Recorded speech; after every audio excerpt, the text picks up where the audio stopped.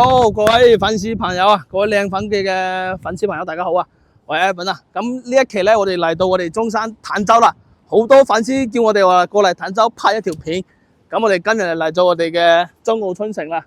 熟悉坦洲嘅香港朋友應該好了解呢個盤啦。咁佢嘅配套唔使我再講，佢嘅配套就非常之成熟嘅，唔使再提及噶啦。咁我哋呢家見到呢個係我哋翻去香港嘅直通巴士，都要喺小區十樓部嘅門口呢個位置，可以直接坐車去港珠澳又得，去香港又得，仲有車翻去嗰個港北口岸，直接過去澳門嘅。咁一期我哋嚟嘅目標咧，就幫大家睇睇依家最售嘅第5期，佢賣緊係咩面積，加上佢依家4月1號加推咗一個戶型。一個戶型係120幾平方嘅，我哋入去睇睇啦。我哋依家嚟到就係中澳春城呢個沙盤嘅位置，大家睇一睇啦。咁成個小區係比較大嘅，我哋依家開發到係第5期，我哋過嚟呢邊睇睇。咁我哋依家主力咧就係賣我哋中澳春城嘅第5期啦，就係面前呢4棟樓，40棟到呢個44棟就係第5期。咁主力賣緊嘅就係我哋嘅40棟啦，仲有41棟，一棟係毛坯嘅，一棟係精裝嘅。咁我哋啱啱同個銷售了解過啦，咁我哋毛坯嘅入場價大概係12500蚊咁上下就可以買到一個毛坯嘅單位。咁如果想買翻精裝嘅都有，喺我哋嘅41棟係精裝嘅。好啦，咁我哋就睇完呢個我哋第5期喺呢個整個小區嘅位置之後咧，我哋入去現場去睇睇呢個第5期佢實景係點樣嘅。好，我哋而家過去啦。我哋而家嚟到就係我哋中澳春城嘅第5期啦，拍碎。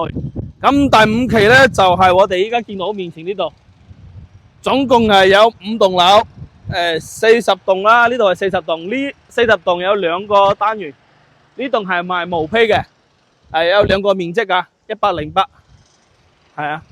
然之後呢個係41棟，呢一棟咧就係精裝嘅，呢2棟依家都賣緊，我哋等等上去睇睇呢41棟2個面積係點樣噶。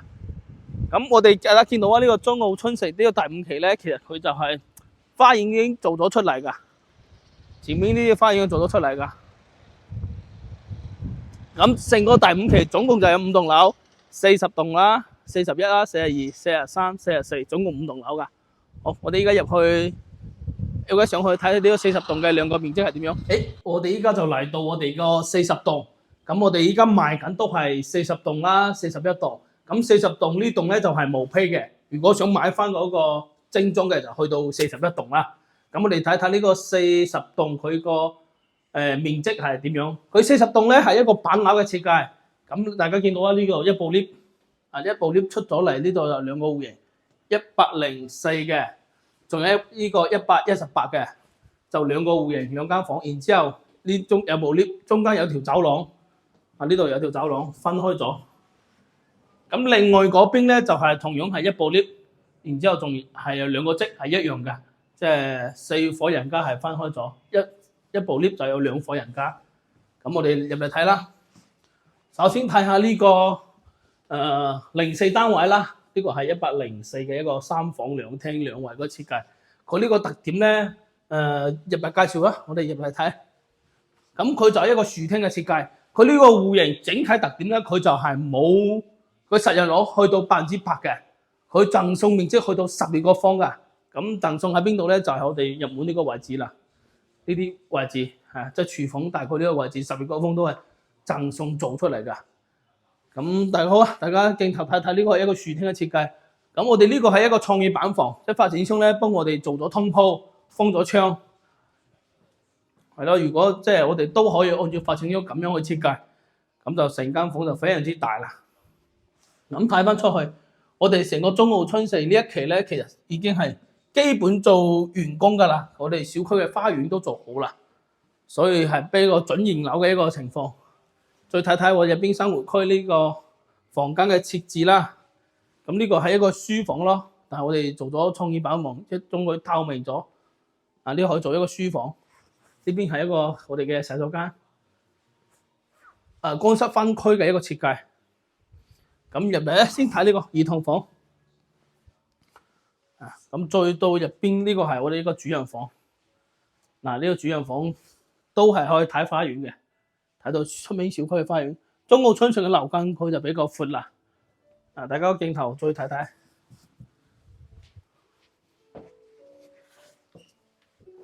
好啦，咁呢排咧就做咗一個衣帽間喺呢度，主人房呢度做咗一個衣櫃就喺呢個位置。咁呢入邊即係就係我哋嘅套間啦。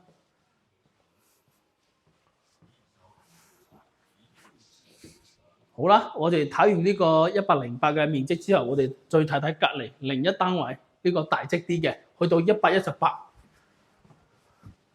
呢個118平方咧做到4個房嘅。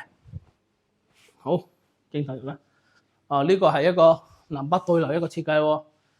主要呢個主陽台係睇花園，但係後邊呢個生活陽台係睇到我哋即係出邊呢條河景嘅。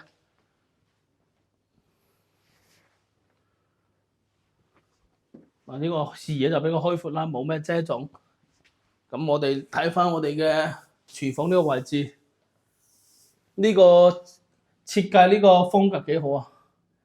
呢個樣板房呢個設計風格幾好。呢個係做咗一個冰箱啊，其實呢度係做冰箱喺呢度，隱藏式個冰箱。大家都可以，如果中意嘅話，都可以按照佢呢個方法去設計。好，再嚟睇睇我哋嘅主陽台。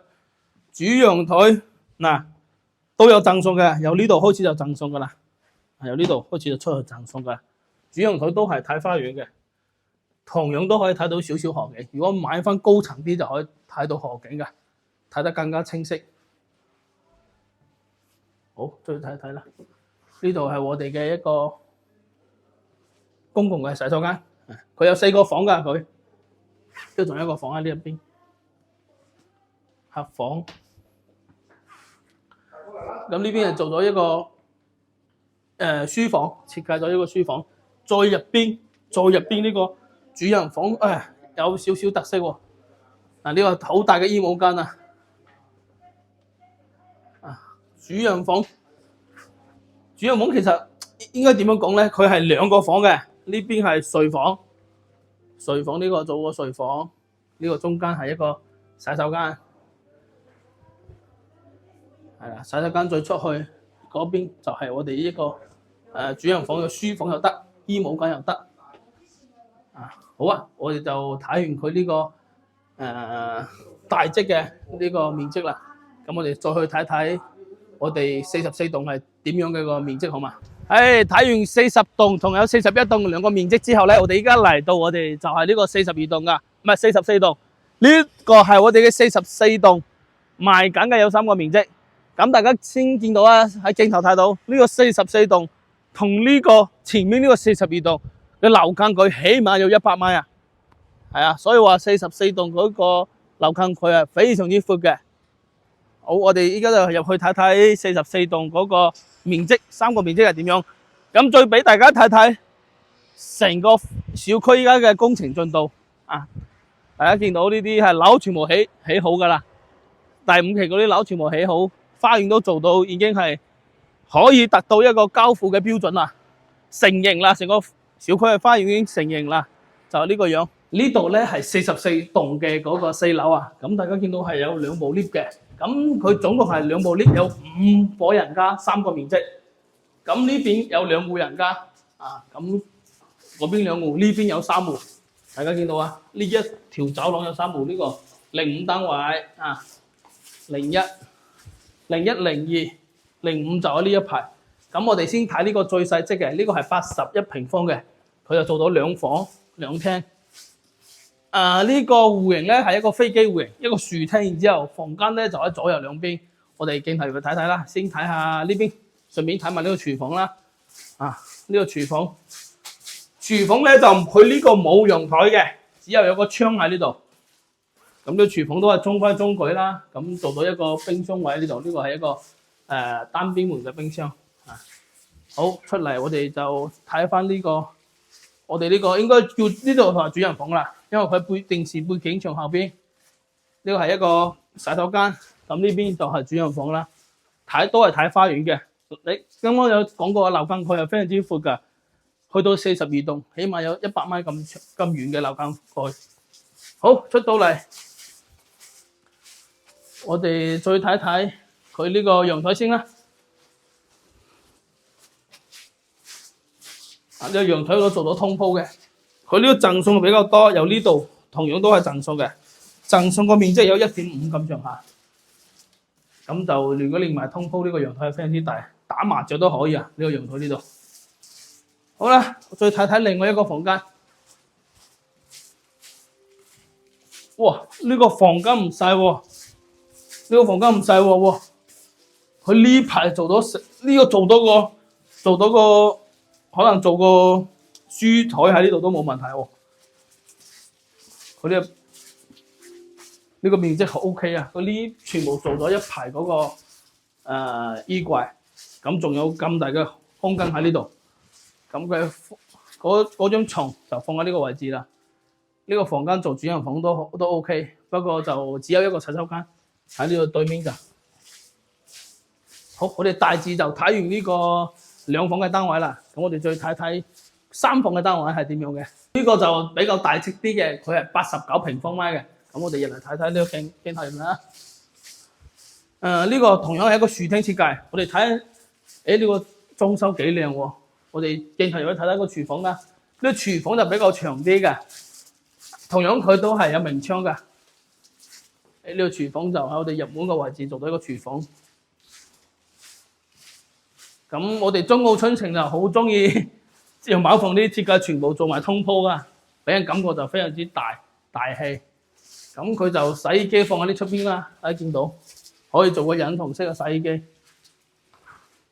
好啦，睇完個客廳，我哋睇睇3個房間啦。呢個就係一個公共嘅洗手間，就喺呢個位置。對面再出嚟就係一個客房。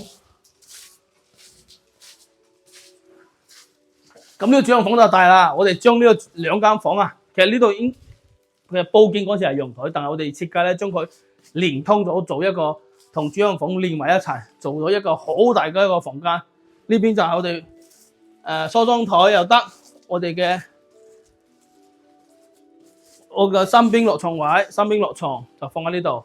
咁呢邊連過道下嚟到呢度又多一個房間，做個衣帽櫃又得，做個書房喺呢度都得。所以呢個設計都幾好，幾新穎嘅。好啦，我哋睇完2個積噶，呢2個積都係只有一個洗手間噶。咁我哋再睇睇一個44棟最大嗰個面積，佢都係4月1號啱啱先加推出嚟噶。我哋過去睇睇。好，我哋呢個單位咧就係今期呢個44棟最大個面積，就係呢個120平方嘅。咁大家先睇下，佢呢個都係一個叫做南北對流嘅一個設計啦。咁呢個創意板房做到非常之靚喎，佢呢排做到一排嗰個櫃喺呢度，咁呢個位置仲可以喺呢度坐飲咖啡。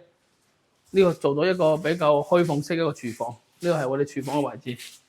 呢個屋檐係啱啱先加推出嚟㗎。好啦，我哋再鏡頭再睇睇，嚟陽台睇下。咁呢個主陽台同樣係睇花園㗎，睇到小區嘅花園。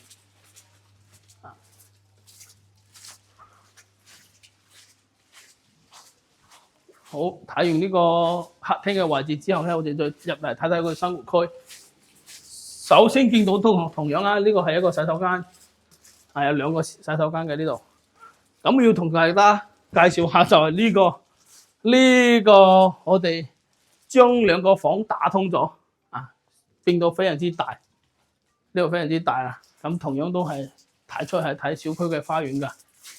咁對翻出嚟咧，就係呢個係一個書房啦，做到一個書房。咁主人房都係有特色嘅喎，主人房先睇睇入嚟睇到係我哋嘅洗手間。呢個主人房兩邊都有房間㗎，呢邊又做到一個小嘅書房，做櫃又喺呢度。咁呢邊就我哋嘅主人房嘅嗰個床就放喺呢邊。咁呢個主人房都係呢個面積係比較大嘅。好，咁我哋睇我哋呢一期嘅嗰個120平方加推嘅，好，咁啊，中澳春城咧第5期，我哋總共就睇完晒佢所有面積啦。咁如果各位粉絲朋友對我哋中澳春城最坦洲感興趣嘅話，就可以 WhatsApp 我哋啦，嚟歡迎大家過嚟呢個實地去考察啊！好，今期嘅片就嚟到呢度，拜拜。